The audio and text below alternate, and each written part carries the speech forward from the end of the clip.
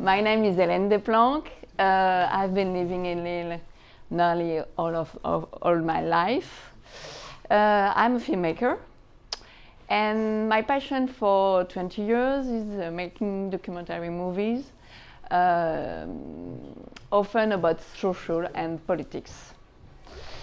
I even had the chance to make a movie about our mayor, Martine Aubry.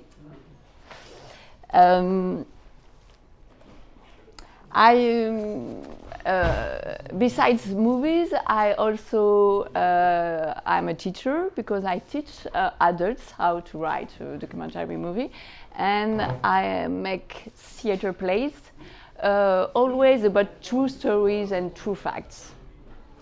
I've made also few articles, and one was about Curtis Roosevelt, the grandson of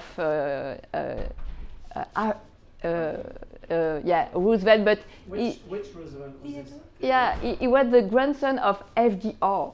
FDR. Yeah, as they say in America. And so I wanted to show you this woman.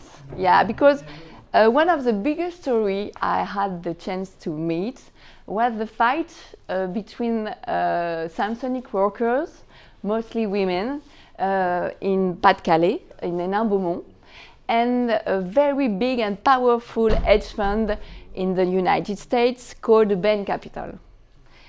This story took me and took them even to United States of America, in New York and Boston.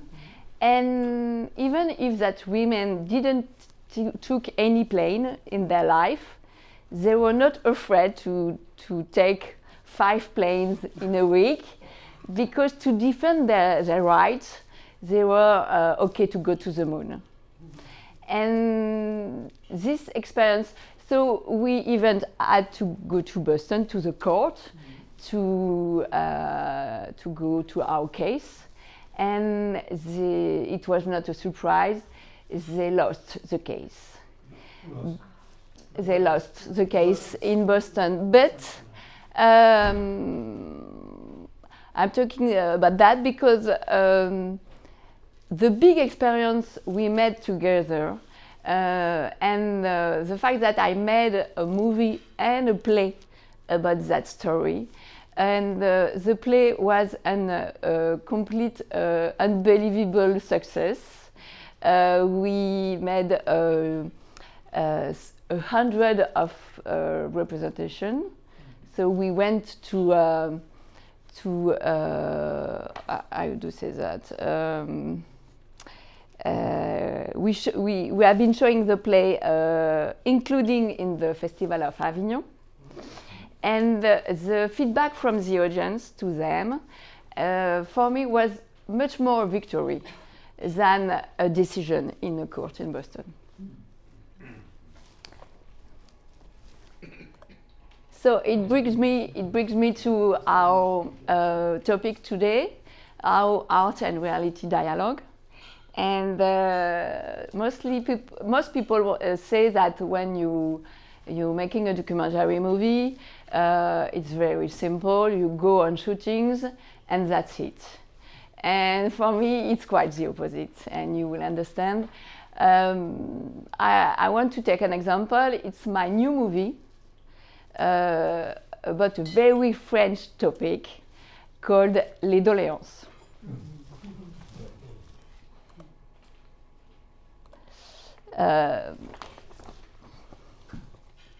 So Les Doléances, it deals with hundreds of thousand texts that French people has wrote in the city halls everywhere in the country 5 years ago, after the Yellow Jacket crisis. Donc this was the same kind of experience we had French people before the French Revolution. Yes. And to make such a movie, it took me 3 years.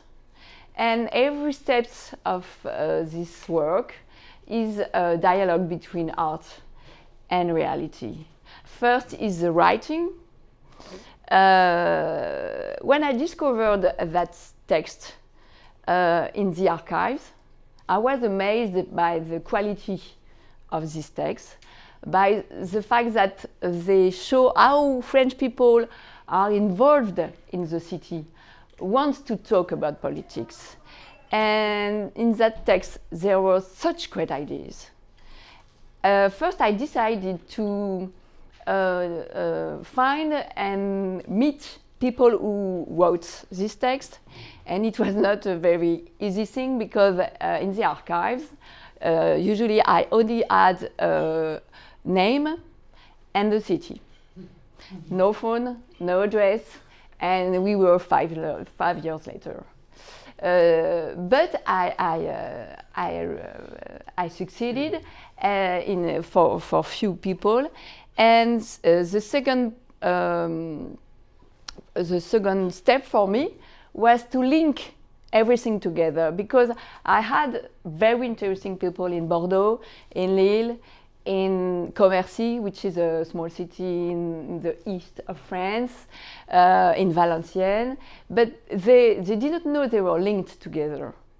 And one morning, Eureka, I had the idea to ask the mayor of a small city in Picardy, Fabrice. He was really pissed off about that story. I don't know if I can say that, but he was really angry that nobody had done nothing with les doléances. The government didn't do anything with that text. And so I asked Fabrice if he was okay to take his car and go all around France and meet people. And he said yes. And I had the form of my movie, which is a democratic road movie.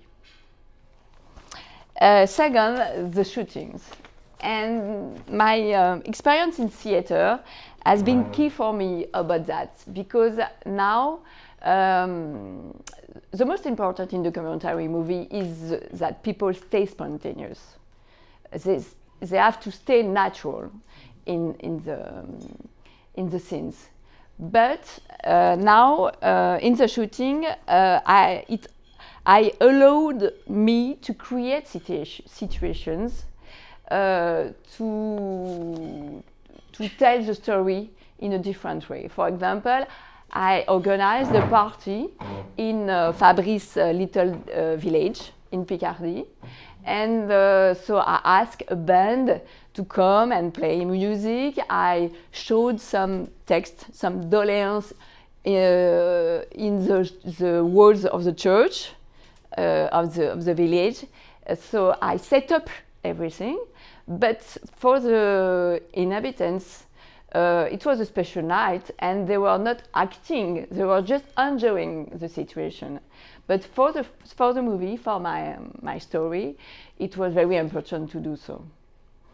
Next step, again, and one of the biggest, is the editing after the shootings.